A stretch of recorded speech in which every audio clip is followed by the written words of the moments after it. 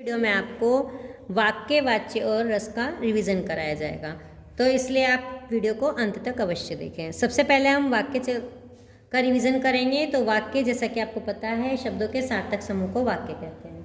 वाक्य के 3 भेद हैं: सरल वाक्य, संयुक्त वाक्य और मिश्र वाक्य। तो ये वीडियो आपके पास पहले जा चुकी है। तो आज हम कुछ उदाहरण देखेंगे कि किस तरीके से हमारा एग्जाम में पेपर आएगा। तो सबसे पहले है, हर्षिता बहुत विनम्र है और सर्वत्र सम्मान प्राप्त करती है। तो इसमें इस तरीके से आ जाएगा, या तो आप वाक्य का भेद बताइए। यहाँ पर आपको लिखा हुआ मिल जाएगा वाक्य भेद कि कौन सा वाक्य है। तो कौन सा वाक्य है, यहाँ पर और लग गया है, तो ये हमारा संयुक्त वाक्य है। या फिर आएगा आपको इसे सरल वाक्य में बदलें। तो सरल वाक्य में बदलने के लिए बन जाएगा कि जो, या हर्षिता विनम्र सर्वत्र सम्मान पाती है। और फिर जो है, या फिर इसको बनाने के लिए मिल जाएगा आपको मिश्र वाक्य में। तो मिश्र वाक्य में इस तरीके से बनेगा, जो हर्षिता बहुत विनम्र है वह सर्वत्र सम्मान प्राप्त करती है।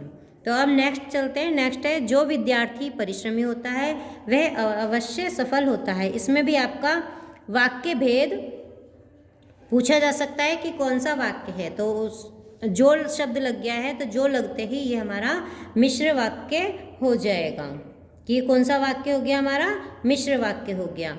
और फिर नेक्स्ट चलते हैं, प्रेस बाजार गया वहाँ से सेब लाया। तो इसको अगर मिल जाएगा हमें कि जो है इसे सरल वाक्य में बदलें। सरल वाक्य में बदलें तो इसका बनेगा, प्रेस बाजार जाकर सेब लाया। क्या बन गया इसका सरल का, प्रेस बाजार जाकर सेब लाया। अगर इसका हमें बनाना है संयुक्त में, तो संयुक्त में बनेगा, प्रेस बाजार गया और सेब लाया। फिर नेक्स्ट है हमारा फोर्थ, प्रातःकाल होते ही सूरज की किरणें चमक उठी। तो इसमें भी हमें वाक्य भेद बताना है कि वाक्य भेद कौन सा है। तो वाक्य भेद कौन सा है, ये हमारा सरल वाक्य है, क्योंकि ना ही इसमें और लगा हुआ है, किंतु परंतु कोई भी शब्दों को नहीं जोड़ा गया है, एक सिंपल वाक्य है। तो ये हमारा सरल वाक्य हो गया। अगर इसको हमें संयुक्त में बनाना होगा तो किस तरीके से बनेगा, देखिए संयुक्त में बनाने के लिए बनेगा, प्रातःकाल हुआ और सूरज की किरणें चमक उठी। तो और लगते ही हमारा बन जाएगा संयुक्त वाक्य।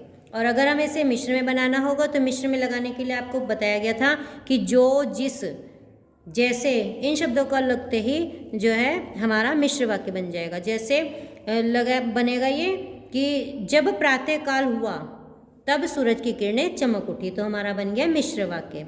फिर अब नेक्स्ट चलते हैं, आगे बढ़िए और पुरस्कार प्राप्त कीजिए।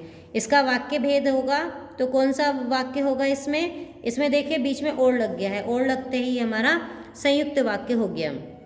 और अगर हमें इसे सिंपल में बनाना है, आगे बढ़कर पुरस्कार प्राप्त कीजिए, तो ये हमारा सरल वाक्य बन जाएगा। और फिर इसके बाद नेक्स्ट चलते हैं, लाल रंग वाली शर्ट पहने उस लड़के को बुलाओ। तो ये कौन सा वाक्य है हमारा, अगर ये हमारा वाक्य भेद देखें तो वाक्य भेद में कौन सा वाक्य हो गया, ये हमारा सरल वाक्य हो गया। और अगर हम इसे संयुक्त में बदलाएंगे तो क्या बनेगा, लाल रंग पहने लड़के को, लाल रंग वाली शर्ट पहने लड़के को बुलाओ। ये हमारा सरल था।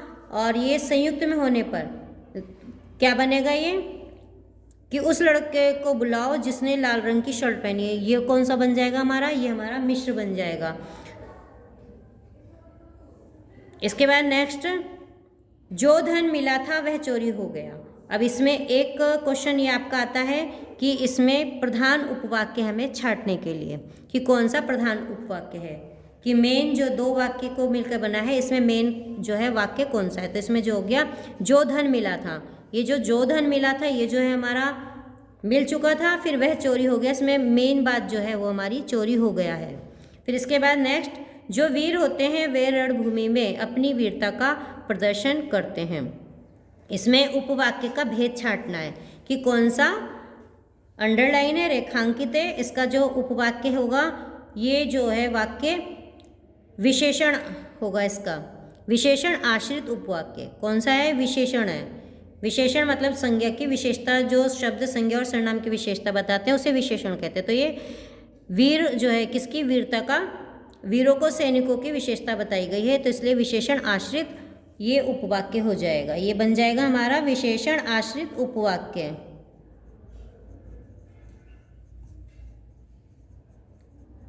फिर इसके बाद है नेक्स्ट, मजदूर मेहनत करता है किंतु लाभ से वंचित रहता है।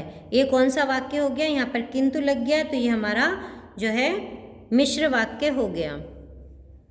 अब इसके बाद नेक्स्ट चलते हैं वाच्य की ओर। तो वाच्य का है, वाच्य जो है जिस भी वाक्य में कर्ता कर्म या भाव, जिस भी चीज़ की प्रधानता होती है वो जो है वाच्य कहलाते हैं। और इसमें देखिए वाच्य 3 प्रकार के होते हैं। पहला होता है कृतवाच्य, मतलब कर्ता की प्रधानता होगी। फिर दूसरा होगा कर्मवाच्य, जहाँ पर कर्म की प्रधानता होगी, वो हमारा कर्मवाच्य होगा। और तीसरा होगा हमारा भाववाच्य, इसमें भाव की प्रधानता होगी। और एक चीज़ और है, इसमें भाव में जो है जो हमारी भावनाएं हैं उन्हें दिखाया जाता है। इसमें अधिकतर शब्द जो है नकारात्मक होते हैं, जो वाक्य होगा वो नकारात्मक होते हैं अधिकतर। ये है जैसे वाच्य में देखेंगे, पिताजी द्वारा कार चलाई गई, इसका वाच्य भेद कौन सा वाच्य है। और देखिए कृतवाच्य में अधिकतर ने शब्द का प्रयोग होगा। कर्म वाच्य में द्वारा या के द्वारा लगाकर ये बनेगा, और इसमें से भी लगता है। और जो भाववाच्य जो होते हैं इनमें अधिकतर से का प्रयोग होता है। तो पिताजी द्वारा कार चलाई गई है, तो कौन सा वाच्य है ये, तो पिताजी जो हैं के द्वारा कार चलाई जा रही है, कार चला जाना द्वारा लग गया, तो द्वारा से हमें पता चल गया कौन सा वाच्य है, ये कर्म वाच्य है। फिर है मजदूरों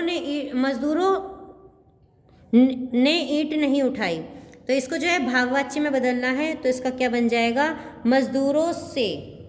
यहाँ पर आपको एक चीज़ बताई गई थी कि जो है से लग जाएगा, तो मजदूरों से ईंट नहीं उठाई जाती, ईंट नहीं उठाई जाती,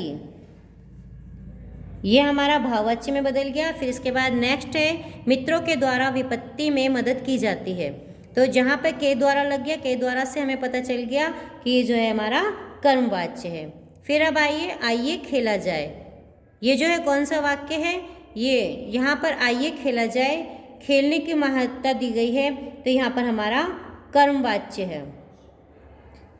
फिर इसके बाद है अशोक ने विश्व को शांति का संदेश दिया, तो आपको बताया जाता कि प्रधानता जहाँ थी कर्त की प्रधानता थी, कर्ता की प्रधानता थी, और ने शब्द का प्रयोग हुआ है।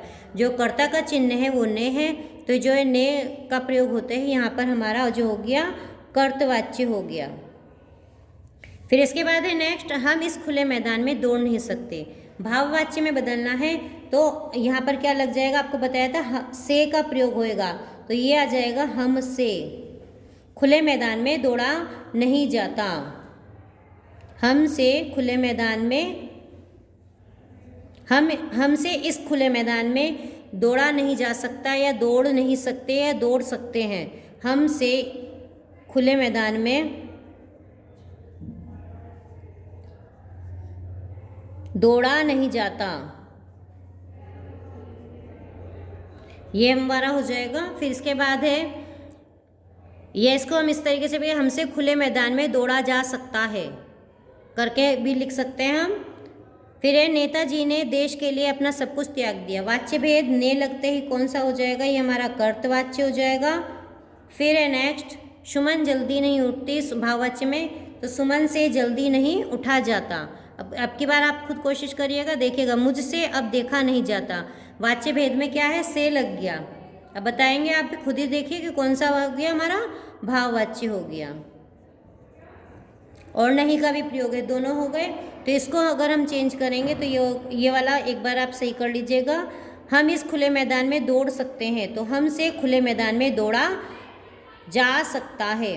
यहाँ पे हम यहाँ पर नहीं ना लगाएंगे, तो अगर हमने नहीं चेंज किया है तो जा सकता है कर सकते हैं ऐसे। अब इसके बाद आइए रस की ओर। तो देखिए रस के आपको स्थायी भाव और नाम याद करने के लिए उदाहरण आपको वीडियो पहुंच चुकी थी।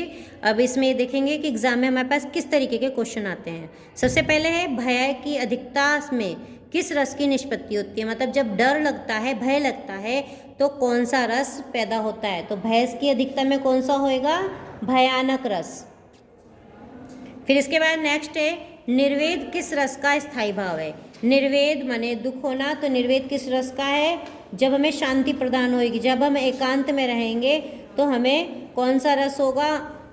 कौन से रस का स्थायी भाव है? शांत रस का। जब शांति रहेगी तो जो है निर्वेद पैदा होगा। फिर किस रस को रसराज भी कहा जाता है? कौन सा रस है जिसको रसराज कहा जाता है? वो रस है श्रृंगार रस। श्रृंगार रस बहुत बड़ा है और इसको सभी कवियों ने अधिकतर इसका प्रयोग किया है। फिर है विभत्स रस का स्थायी भाव कौन सा है? तो विभत्स रस का स्थायी भाव है जुगुप्सा। मतलब अधिकतर एग्जाम में इसको पूछा जा सकता है, इंपॉर्टेंट क्वेश्चन है ये कि विभत्स रस का स्थायी भाव जो है जुगुप्सा है, यानी कि घृणा। क्रोध किस रस का स्थायी भाव है?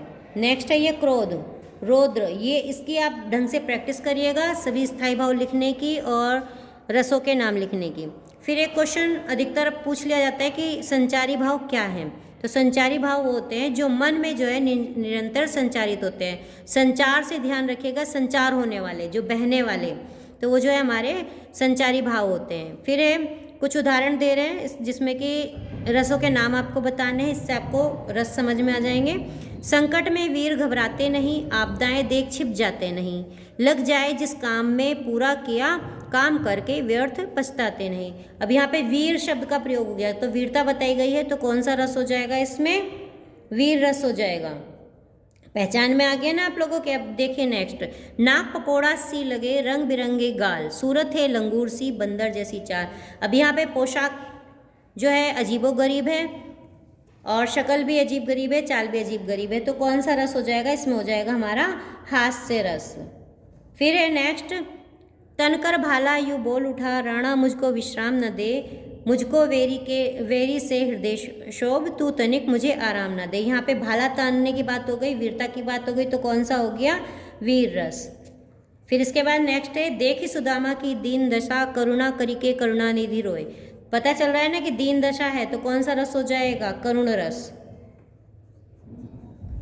फिर इसके बाद नेक्स्ट है, ए मेरे वतन के लोगों जरा आंख में भर लो पानी, जो शहीद हुए हैं उनकी जरा याद करो कुर्बानी। तो कौन सा रस हो गया? दुख की बात हो रही है तो करुण रस। और एक क्वेश्चन और आ जाता है कि जो है स्थायी भाव क्या होते हैं? तो स्थायी भाव वो होते हैं जो हमारे मन में स्थायी रूप से विद्यमान रहते हैं। आशा है आपको समझ में आ गया होगा, आपने वीडियो अंत तक देख